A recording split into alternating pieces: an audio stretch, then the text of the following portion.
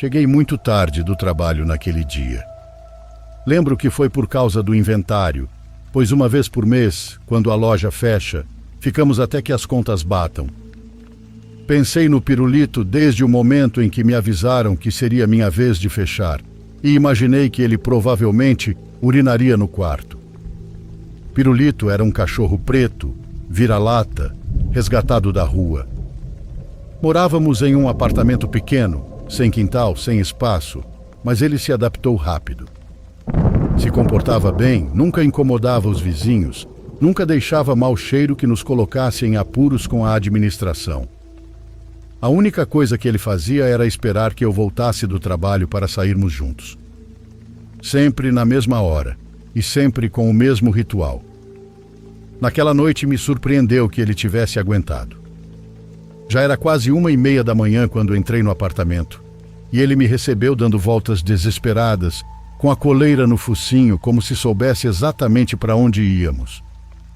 Não me deu tempo nem de largar a mochila. O cachorro estava desesperado. Peguei a coleira, deixei o celular na mesa e fomos direto para a rua. Pirulito soltou um xixi de horas de espera. O cansaço não me deixava andar com o mesmo ânimo de sempre. Já ele ia entusiasmado, puxando forte, farejando o chão como se tudo tivesse mudado no bairro. No começo pensei em levá-lo só até a esquina, pois já era tarde e no dia seguinte eu teria que abrir cedo a loja. Mas quando chegamos lá, senti culpa. Ele tinha esperado, tinha se segurado, e eu não ia castigá-lo com uma volta curta. Respirei fundo. Segui pela rua larga, dobramos nas palmeiras e caminhamos mais 2 quadras. Na rua em que viramos à esquerda, demos de cara com um cachorro bravo e um homem montado em uma moto. Não sei se vinham juntos, mas ambos tinham a mesma energia. Fiquei parado alguns segundos e depois decidi voltar. Melhor que digam aqui correu do que aqui morreu. A rua seguinte era mais estreita, daquelas que de dia parecem tranquilas, com crianças brincando na frente de casa e vizinhos fofocando nas calçadas, mas que à noite se transformam em corredores escuros. Já eram quase 2 da manhã, né? Os postes de iluminação pública piscavam e alguns nem funcionavam. A luz amarelada mal conseguia atingir as paredes desbotadas dos prédios, onde se viam pichações e cartazes de aluga-se. O silêncio era pesado do jeito que eu curto. Só se ouvia meus passos e as unhas do pirulito arranhando o asfalto. Alguma televisão ligada ao longe deixava escapar um som, e de repente aparecia o rangido de um portão mal fechado se movendo com o vento. A rua cheirava a água parada, lixo esquecido e a óleo de caminhão. Os carros estacionados pareciam abandonados, cobertos de poeira e folhas secas. Caminhávamos pela calçada quando, do nada, bateram na porta da casa em frente à qual passávamos. Era uma porta de chapa pintada de azul, enferrujada em algumas partes e com grafites por cima. Batiam com tanta força que parecia estarem presos. O pulo que dei foi o mesmo que Pirulito deu. Ele se jogou para trás e começou a latir feito doido, com os pelos eriçados e as patas firmes, sem tirar os olhos daquela porta. Eu também recuei com o coração martelando no peito. Não avancei. Fiquei ali olhando, tentando entender se era uma brincadeira, um bêbado tentando abrir à força ou se realmente havia um problema. Entre golpes e sacudidas, ouviu-se a voz de uma mulher pedindo ajuda. Não era um grito normal, era daqueles berros que rasgam a garganta e te fazem pensar no pior. De repente ela parava, largava a porta e um silêncio pesado tomava conta. Isso apenas para ser interrompido pelos seus gemidos que escapavam para fora, como se estivesse recuperando o ar ou a coragem para voltar a tentar arrancar a porta. O eco das suas tentativas se misturava com os latidos do pirulito e o som de funk cruzando a avenida. Naquela rua estreita, naquela hora morta, me dava medo até ter que me perguntar: devo entrar? Pedir ajuda? Correr? Fingir que nada estava acontecendo? Olhei ao redor esperando que mais alguém fosse testemunha daquilo tão estranho e perturbador. Não queria ser o único. Quem estava do outro lado? Por que não podia sair? Quem a teria trancado? Levantei o olhar e sim, havia vizinhos espiando pelas janelas. Mas nem todos tinham a mesma reação. Um homem idoso do segundo andar mal abriu a janela e com voz apagada me disse algo que me gelou.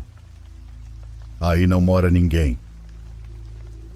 Os demais, em vez de se alarmarem, apenas fecharam as cortinas irritados, como se o barulho os tivesse acordado à toa. Eu fiquei parado, com o pirulito puxando a coleira para trás e latindo desesperado, enquanto a porta azul continuava tremendo a cada empurrão vindo de dentro. Eu não entendia o que estava acontecendo. Os gritos de socorro me pareciam reais, reais demais. Meu cachorro também sentia o mesmo, e não conseguia se conter. Puxava, latia, e queria se jogar contra aquela porta, como se soubesse que alguém estava sofrendo do outro lado. Eu mal conseguia segurá-lo. Seguimos caminhando até a esquina, virando o ombro a cada 2 passos para olhar para trás. A porta parou de bater quando já estávamos 4 ou 5 casas adiante, mas isso não me acalmou. Pirulito ainda estava com os pelos eriçados. Reduzi o passo, querendo comprovar que tudo havia terminado. Mas aquela calma era pior. Veio-me à cabeça outra ideia ainda mais pesada. E se o agressor a estivesse subjugando naquele exato momento? Na esquina havia um poste com câmeras e um orelhão. Liguei, esperei que atendessem, dei nome da rua e o que havia escutado. A viatura não demorou.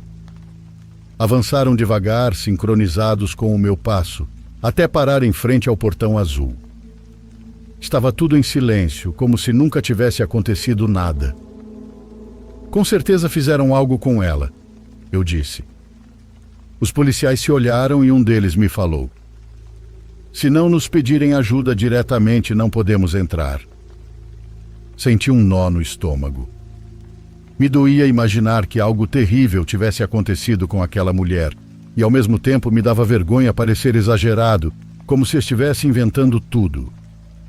Ali estava eu com o meu cachorro que não parava de rosnar, apontando para uma porta, sem nenhuma prova além do que eu tinha ouvido.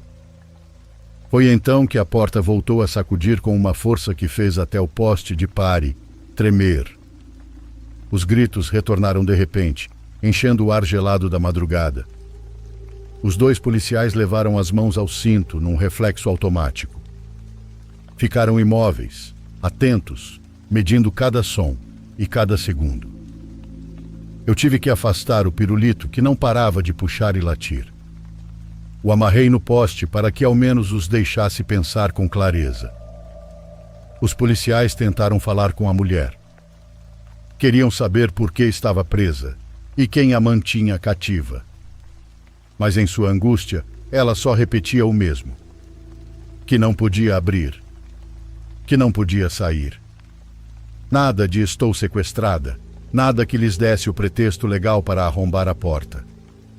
De repente, de dentro, uma chave foi empurrada para fora, deslizando pelo vão da porta até parar aos pés dos policiais. Naquele instante, senti os fios se cruzarem na minha cabeça. Um frio percorreu meu estômago. Pirulito se calou. Pirulito se calou. Não porque entendesse o que acontecia, mas porque o ar ficou pesado. Os gritos cessaram. A porta parou de bater. Mas o som das pancadas ainda vibrava dentro dos meus ouvidos. Um dos policiais pegou a chave, ficou olhando para ela e hesitou. Segurava-a entre os dedos como quem carrega algo amaldiçoado. Porque se havia chave, que tipo de prisão era aquela? No fim, ele se decidiu. Introduziu a chave na fechadura e girou devagar. A porta se abriu e do outro lado não havia nada. A casa estava vazia, ou melhor, abandonada. Por fora já parecia velha, mas a fachada escondia o que havia por trás. Tetos caídos, vigas de madeira envergadas e paredes caindo cobertas de mofo. O chão era um tapete de entulho e jornais de supermercado. Era apenas uma carcaça de casa, sem nenhum sinal de vida. Os policiais entraram primeiro com as lanternas em punho. Eu fiquei na calçada paralisado, mas também não podia ir embora depois do que tinha ouvido.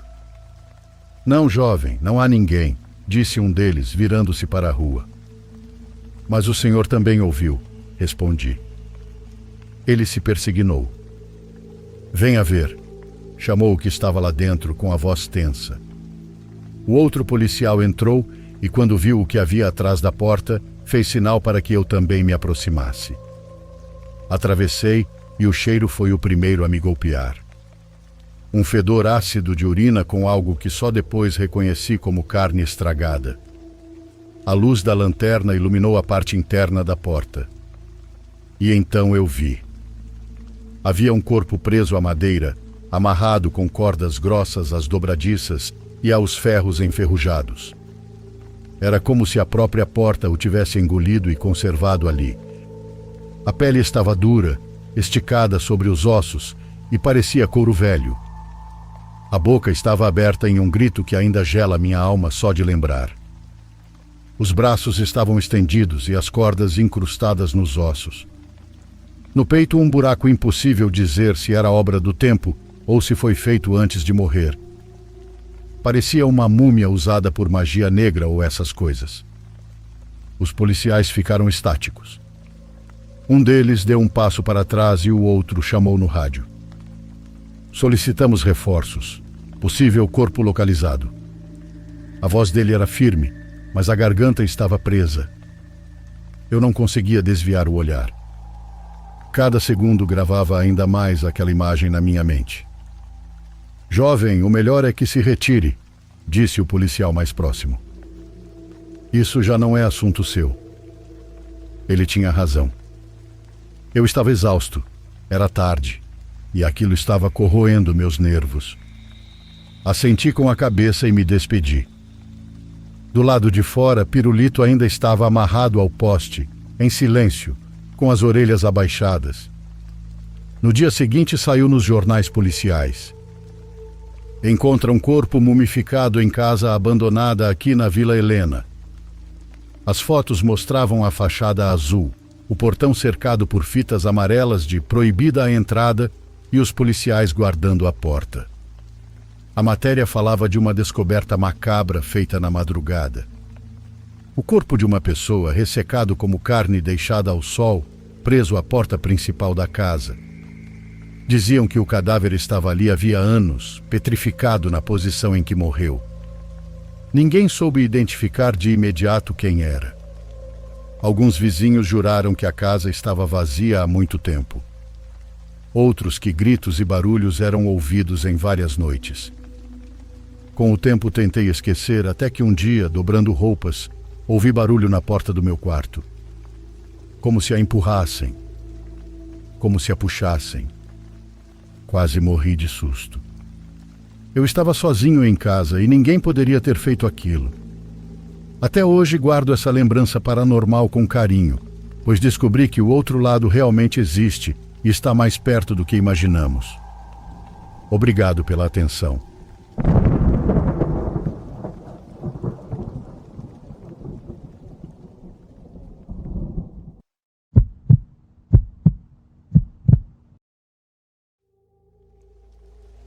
Durante vários anos vivi em um prédio de apartamentos pequenos, daqueles em que as janelas da fachada mal ficavam a uns 3 metros de distância. Bastava abrir as cortinas para ter, mesmo sem querer, uma vista direta da vida de quem morava em frente. Não era algo que me interessasse, mas aos poucos houve um detalhe que começou a chamar minha atenção. Nunca vi a pessoa que o habitava entrar ou sair durante o dia. Os outros vizinhos se cruzavam nas escadas, subiam com sacolas do mercado, cumprimentavam de passagem, mas aquele apartamento parecia diferente. A porta permanecia sempre fechada e o único sinal de que alguém morava ali era a luz que permanecia acesa independente da hora. Mesmo de madrugada, quando o resto do prédio estava às escuras, Aquela janela continuava brilhando com um tom amarelado, como se a lâmpada dentro nunca se apagasse. No começo não dei importância, pois pensei que seria alguém com horários noturnos. Talvez um trabalhador que dormia de dia e ficava acordado a noite inteira. Mas logo notei que a luz nunca se apagava nem ao amanhecer nem ao meio-dia. Estava sempre acesa, como se dentro não houvesse diferença entre dia e noite. Com o passar dos dias comecei a ouvir barulhos. Não eram escandalosos, mas eram persistentes. Primeiro foram passos, ir e vir de um lado para o outro, como se a pessoa caminhasse sem descanso. Depois vieram sons de arraste de cadeiras e de algo pesado sendo movido várias vezes durante a madrugada. Às vezes eram leves pancadas na parede, 3 ou 4 seguidas, como se algo caísse ou alguém tocasse. Eu me repetia que tudo aquilo podia ser normal, mas o que começou a me inquietar foi perceber que esses ruídos nunca cessavam. Não importava a hora em que eu acordasse, eles estavam sempre lá, passos, pancadas e móveis sendo arrastados. A atividade era constante, como se naquele apartamento o tempo funcionasse de outra maneira. Era estranho imaginar tanto movimento em um espaço tão pequeno. Eu sabia bem como eram esses apartamentos. Um único quarto, sala mínima e cozinha diminuta. E ainda assim, em frente parecia ocorrer algo que nunca parava, um vai e vem impossível de sustentar por uma só pessoa. Aos poucos, o que no início era simples curiosidade se tornou obsessão. Surpreendia-me a mim mesmo olhando para aquela janela sempre que me aproximava da minha. Observava o brilho constante, esperando ver uma sombra, um rosto, qualquer sinal claro de quem vivia ali.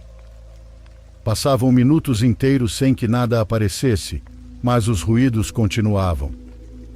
Foi então que me convenci de algo.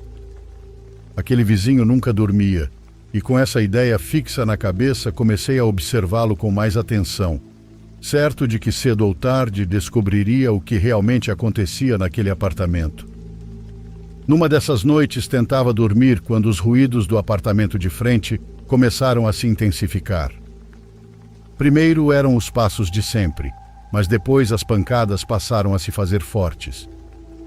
Parecia que alguém chutava as paredes por dentro com toda a força dos pés. O eco atravessava a madrugada e fazia vibrar os vidros da minha janela. Levantei do colchão com o coração acelerado, caminhei devagar até a minha janela e fiquei ouvindo com atenção. As pancadas se repetiam em intervalos, às vezes acompanhadas de um arraste metálico que não conseguia identificar. Parecia impossível que os outros vizinhos não acordassem, embora também entendesse que nem todos morassem tão de frente quanto eu. Era como se aquele apartamento e o meu estivessem unidos por uma linha invisível que me obrigava a ser testemunha de tudo o que ocorria dentro. De repente, entre os estrondos, surgiu algo novo. Vozes. No começo pensei que fossem barulhos da rua, mas àquela hora ninguém passava por ali. Prestei mais atenção e distingui um murmúrio baixo, como se várias pessoas falassem ao mesmo tempo com a boca quase fechada. Não conseguia entender uma única palavra, mas o tom era o mais inquietante. Um cochicho carregado de algo que não era simples conversa. Era como se estivessem recitando em segredo ou repetindo frases que não queriam que mais ninguém ouvisse. O suor me escorria pela testa quando decidi espiar. Afastei a cortina só o suficiente para ver a janela iluminada de frente e foi então que o vi. Uma silhueta apareceu do nada, entrando no apartamento com rapidez. Era a figura clara de um homem que fechou a porta com força atrás de si, como alguém que não queria ser descoberto. Fiquei paralisado. Fazia semanas que vigiava, convencido de que ninguém entrava nem saía daquele lugar, e naquela noite vi alguém voltando para o imóvel. A luz seguia acesa e os murmúrios não cessaram, apenas se misturaram a um silêncio que durou poucos segundos antes que os ruídos recomeçassem.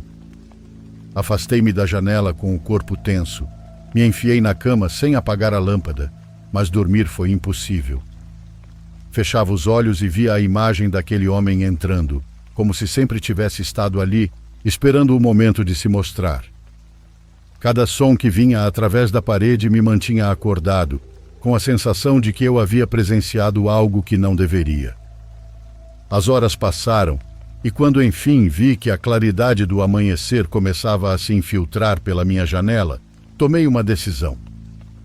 Não podia continuar ignorando o que acontecia. Havia chegado o momento de falar com esse suposto vizinho e esclarecer o que se passava no apartamento de frente.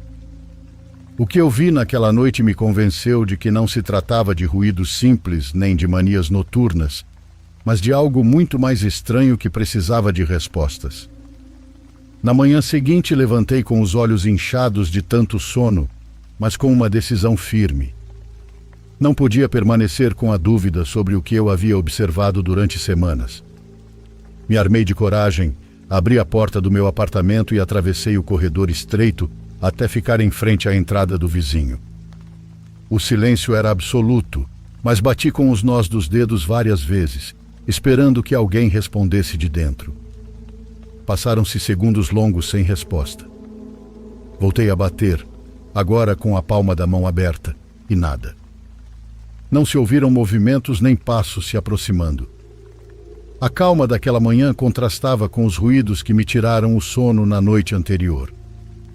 Movido pela inquietação, experimentei a maçaneta quase sem pensar.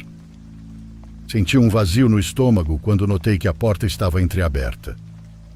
Hesitei um instante, com o coração batendo no peito, mas a curiosidade venceu. Empurrei com cuidado e a porta cedeu com um rangido que ecoou no corredor. Dei um passo para dentro, esperando encontrar o homem que vi entrar na noite anterior, ou ao menos algum móvel que explicasse o som de arraste e as pancadas. Mas o que apareceu diante dos meus olhos me deixou apavorado. O apartamento estava completamente vazio. Não havia sofás, camas ou mesas. Não havia roupas penduradas, nem pratos, nem sequer uma lâmpada acesa. Tudo o que por semanas eu imaginava cheio de atividade se apresentava diante de mim como um espaço vazio. O chão estava coberto por poeira.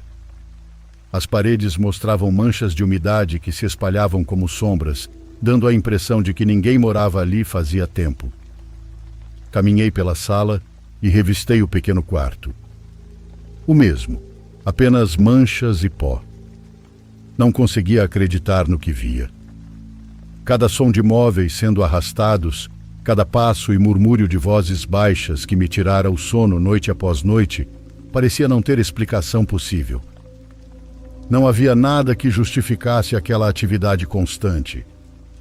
O que eu observava, o que inclusive vi com meus próprios olhos quando um homem entrou apressado na noite anterior, não correspondia àquele lugar desabitado.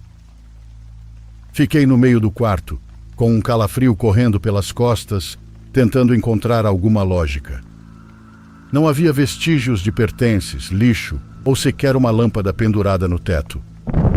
A luz que tantas vezes vi acesa era impossível de explicar naquele momento. Era como se tudo tivesse sido uma representação para que apenas eu o presenciasse. Saí devagar, fechando a porta logo atrás. Ao voltar para meu apartamento, senti um vazio estranho, como se tivesse deixado algo sem resolver, como se aquilo que habitava aquele lugar ainda me observasse. Desde então, cada vez que eu passava por aquele corredor, um mesmo calafrio me invadia. Hoje estou convencido de que o que vi durante tantas noites não pode ser explicado de maneira normal. Aquele apartamento, embora vazio, guardava algo que se manifestava apenas na escuridão. E embora mais ninguém o tenha notado, eu sei bem que fui testemunha de algo que não pertencia a este mundo.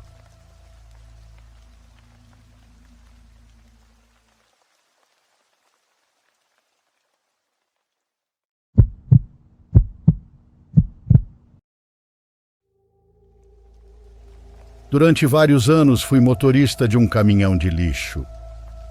Percorria uma longa rota com meus companheiros, recolhendo lixo em diferentes bairros na periferia da cidade.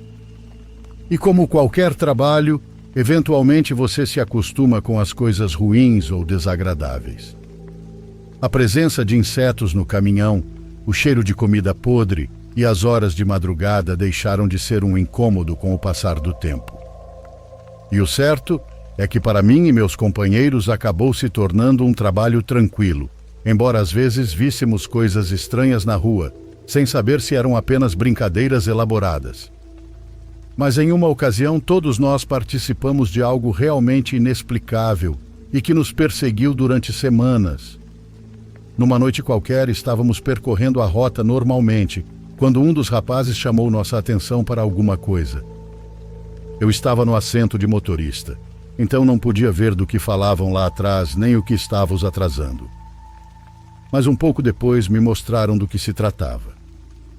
Era uma boneca de porcelana bem grande, muito bem conservada e que, para o meu gosto, era realmente bonita.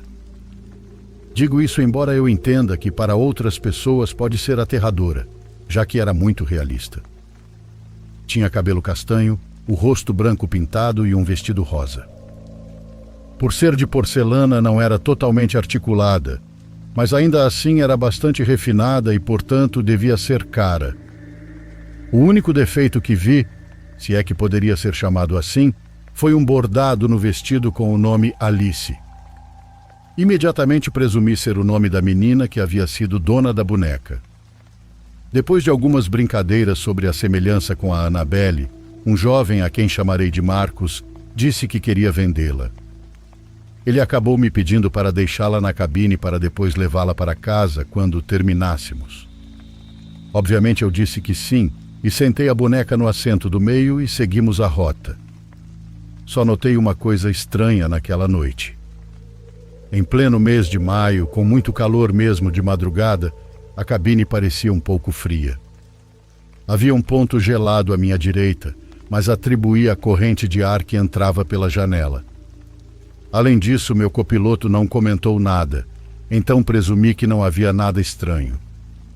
Quando terminamos todas as rotas e deixamos o lixo no aterro, Marcos pegou a boneca e a levou para casa.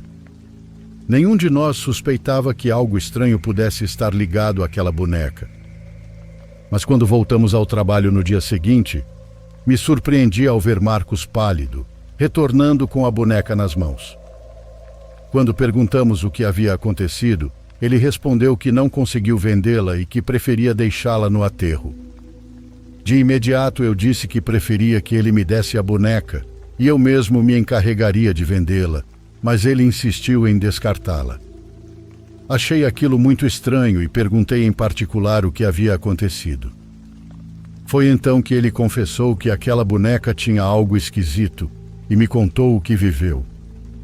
Parece que assim que chegou em casa, colocou a boneca sobre um dos móveis e foi tomar banho. Não foi algo feito ao acaso. Ele realmente a colocou com cuidado sobre um sofazinho, pensando que depois do banho a limparia um pouco. Mal saiu do banheiro e sentiu o coração despencar, pois notou imediatamente que a boneca agora estava sobre a mesa onde ele tomava café. Marcos morava sozinho, então a situação o deixou bastante mal e sem saber o que fazer. Ele acabou pegando a boneca e colocando-a na pequena varanda do apartamento antes de dormir. Para o terror de Marcos, quando acordou, a boneca estava dentro de casa novamente sentada na mesa. Sugeri que poderia ter sido vítima de um roubo ou algo parecido, mas ele me garantiu que não faltava nada em casa. Ele pegou a boneca e a tirou de casa, passando horas andando por diferentes lugares onde pensou que poderiam comprá-la. No entanto, embora todos parecessem interessados nela como antiguidade, ninguém se decidia a comprá-la. Ele não conseguia explicar por que ninguém a queria e presumiu que, assim como ele, muitos deviam ter sentido algo estranho nela. No fim, acabou levando-a de volta ao caminhão com a esperança de descartá-la, e foi então que me contou tudo isso. Da minha parte, achei que ele queria me pregar uma peça, mas entrei na brincadeira e disse que não se preocupasse comigo, pois eu me encarregaria daquilo. Sentei a boneca novamente no assento do meio e começamos o trabalho daquele dia. Durante as horas seguintes, percorremos a rota normalmente e, salvo um ou outro arrepio, não senti nada de especial. Porém, por volta da 1 da manhã aconteceu algo estranho. Eu estava concentrado na estrada quando ouvi uma voz infantil. Olhei de relance para o assento e, sem motivo algum, a boneca caiu para o lado. O companheiro que estava ao meu lado disse que aquela boneca era muito estranha e que transmitia uma energia péssima. Mas não dei atenção, pois pensei que a voz infantil que tinha escutado havia sido ele quem fingiu. No entanto, quando ele desceu alguns minutos depois, voltei a ouvir aquele sussurro suave ao meu redor, em tom agudo e infantil. Fiquei olhando para a boneca, que agora estava no painel do caminhão, e um calafrio percorreu todo o meu corpo. Decidi que Marcos tinha razão e pedi aos rapazes que a descartassem. As piadas sobre a boneca começaram rápido, dizendo que a pequena Alice não queria largar sua boneca. Eu não ria, e Marcos também não. Logo os outros também parariam de rir, quando batidas e sussurros vindos do compartimento de lixo começaram a soar. Nos dias seguintes, o caminhão e todos nós que trabalhávamos nele fomos testemunhas de eventos estranhos. Na cabine presenciei uma vez os retrovisores laterais se moverem sozinhos, e tanto meu parceiro quanto eu ouvimos claramente como se alguém desse um forte golpe no painel. Já na parte de trás do caminhão, os rapazes ouviram em mais de uma ocasião sussurros vindos do compartimento do lixo. Eles até viram a prensa se ativar sozinha, embora nenhum deles tivesse apertado o botão. Nada disso parou durante 5 dias, até chegar o momento de limparmos o caminhão. Naquela tarde, enquanto iluminava o interior do compartimento com uma lanterna, percebi um objeto preso no fundo. Era a boneca de vestido rosa, suja mas intacta. Todos imediatamente atribuíram os acontecimentos à presença daquela boneca, e sem pensar 2 vezes, Marcos a pegou pelo vestido com toda a intenção de jogá-la no fundo do aterro.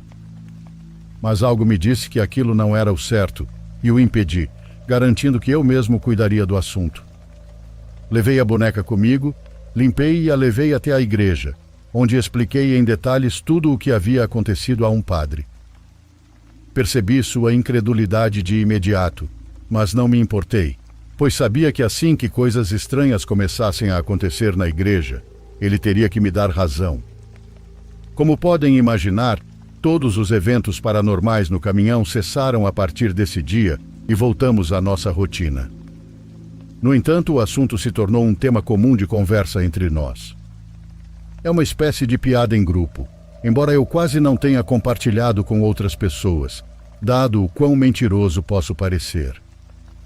Suponho que consigo entender aqueles que escolhem não acreditar em mim, pois se eu não tivesse vivido em primeira mão, também não acreditaria.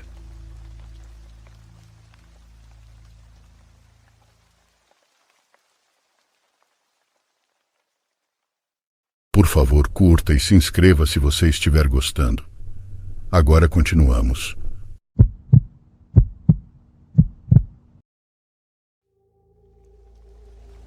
Meu nome é Marcel e nasci na Colômbia, embora há muitos anos tenha migrado com meus pais para a Espanha. E por voltas que a vida dá, agora eu vivo na Alemanha. Explicar por que cheguei aqui seria mais extenso que a própria história, então vou omitir isso e me concentrar em contar tudo o que aconteceu no meu local de trabalho. Isso antes de deixá-lo em meados de 2024. Eu trabalhava em uma planta de reciclagem nos arredores da cidade de Munique, onde diariamente recebíamos toneladas e toneladas de material pronto para limpar e processar.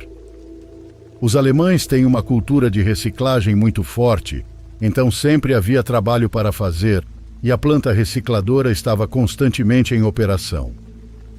Os turnos eram ininterruptos e a maquinaria encarregada de processar os materiais nunca parava, exceto em uma única ocasião. Durante um período estive cobrindo o turno da madrugada, que começava às 10 da noite e terminava às 6 da manhã. Isso não me incomodava em nada, já que me pagavam um adicional que me permitiu juntar um certo dinheiro. Toda a planta é cheia de máquinas automatizadas que se encarregam de esmagar e processar o material, e realmente não é preciso muita intervenção humana, apenas supervisão. Por isso, nessas horas da madrugada, havia apenas alguns guardas, 2 ou 3 funcionários e eu. Agora não sei qual pode ter sido o detonador disso que aconteceu, mas tenho uma teoria que contarei no final. Eu estava caminhando por uma das salas, certificando-me de que tudo estava bem, quando ouvi um sussurro bem atrás de mim. Levem em conta que a planta é um lugar muito barulhento, então quem sussurrasse tinha que estar muito perto de mim. Mas quando me virei esperando ver um colega, só consegui ver uma sombra ao longe, no final de um corredor que levava a um dos depósitos onde se guardava o lixo antes de ser processado. E é claro que estava longe demais para que aquele sussurro tivesse chegado até mim dali. Tenho uma ótima visão e consigo distinguir detalhes a grandes distâncias. Por isso posso afirmar que aquela sombra no final do corredor, a uns 40 metros de mim, não tinha nenhum traço distinguível. Era como se alguém tivesse derramado sobre si um balde inteiro de óleo queimado, já que parecia pingar algo preto. Mas antes que eu pudesse dizer qualquer coisa, a silhueta desapareceu, caminhando em direção ao depósito onde o lixo era armazenado. Isso me deixou muito tenso, já que obviamente não deveria haver ninguém nas instalações que não fosse do pessoal autorizado. Parte de mim quis ir atrás daquela entidade para confirmar quem era, mas não tive coragem e acabei correndo para a guarita dos seguranças. Foi algo instintivo, pois quanto mais eu lembrava daquela sombra e do sussurro que ouvia atrás de mim, mais medo eu sentia. Era como se o meu subconsciente estivesse me confirmando que aquilo não tinha sido algo normal. 5 minutos depois, estávamos vasculhando toda a minha seção da planta de reciclagem, mas não encontramos ninguém.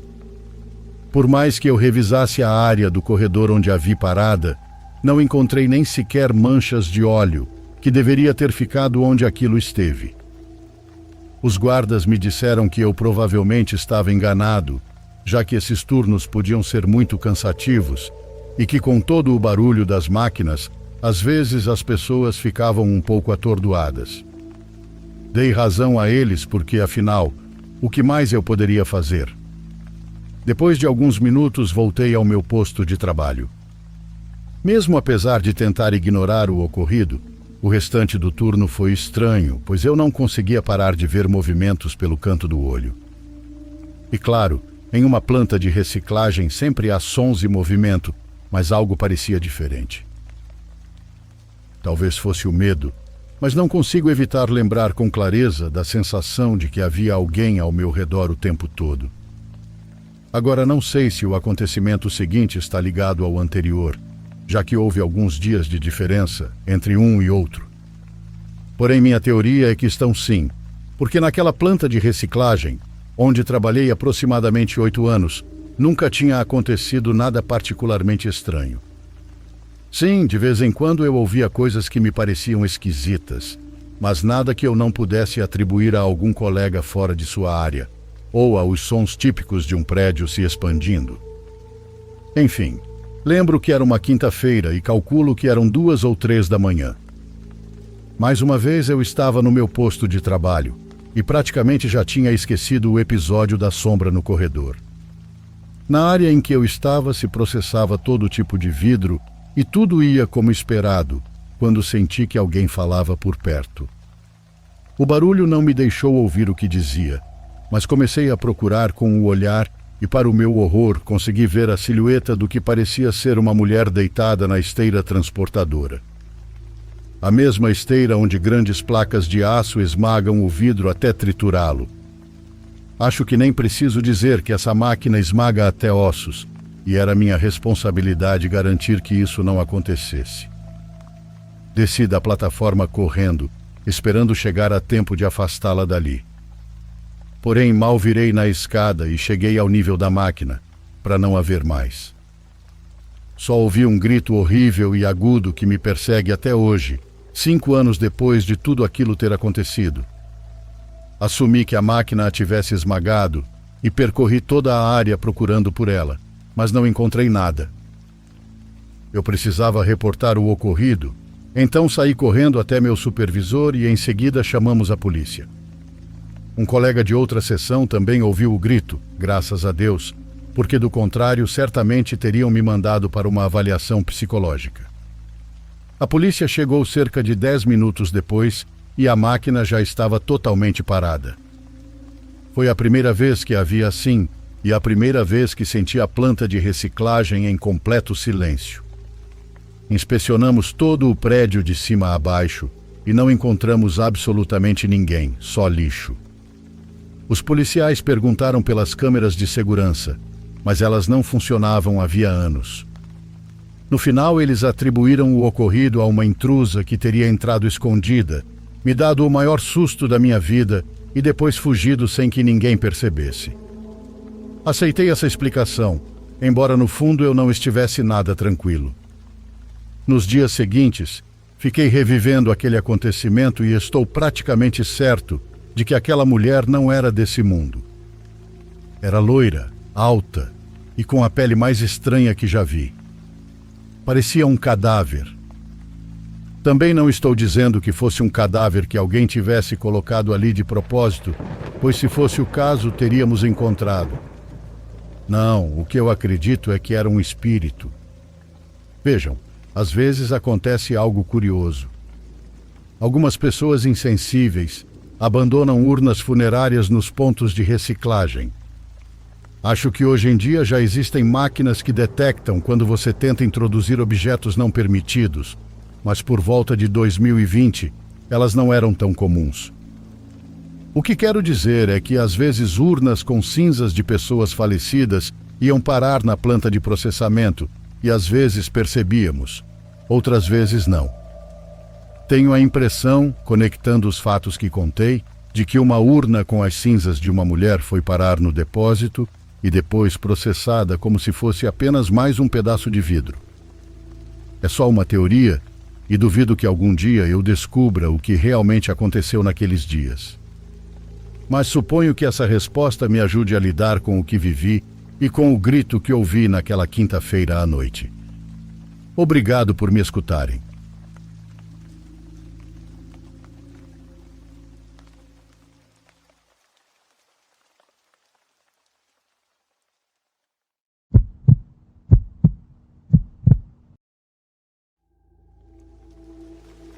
Sou um grande admirador do seu canal e hoje quero contar alguns acontecimentos que têm ocorrido comigo desde que me mudei de quarto. Para dar um pouco de contexto, minha casa tem 3 andares. No térreo fica a garagem. No andar do meio estão a sala de estar, a cozinha, o banheiro e meu quarto. E no andar superior estão os outros quartos. Eu morava com minha família e até os 16 anos dormia no andar de cima, mas desde que meu pai faleceu, me mudei para o quarto do andar do meio, localizado em um pequeno corredor lateral com vista para a sala de estar. Há 4 anos, quando meus pais iam dormir, eu costumava ficar acordado até tarde. Lembro-me de ouvir passos pesados e o barulho de móveis estralando sem parar. No começo, pensei que poderia ser meus vizinhos, mas isso acontecia a altas horas da madrugada, entre as 3 ou 4 horas. Quando me mudei de quarto, essas coisas pareceram parar, até alguns dias atrás, quando tudo ficou mais sombrio.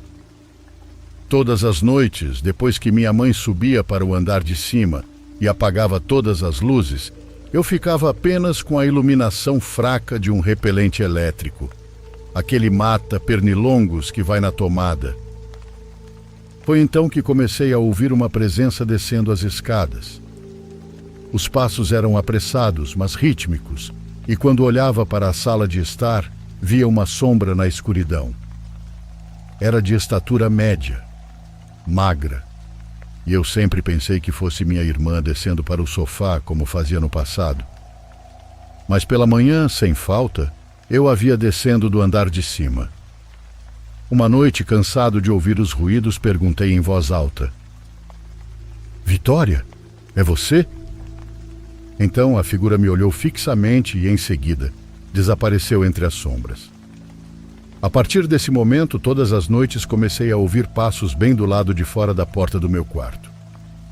Tentei fechar a porta que leva à garagem, o que pareceu acalmar as coisas por alguns dias, mas os ruídos voltaram com mais intensidade. Agora, toda vez que vou ao banheiro à noite, sinto que algo está me observando, mas tenho a sensação de que, se eu me virar, será muito pior. O momento mais impactante aconteceu certa vez, às 5 da manhã.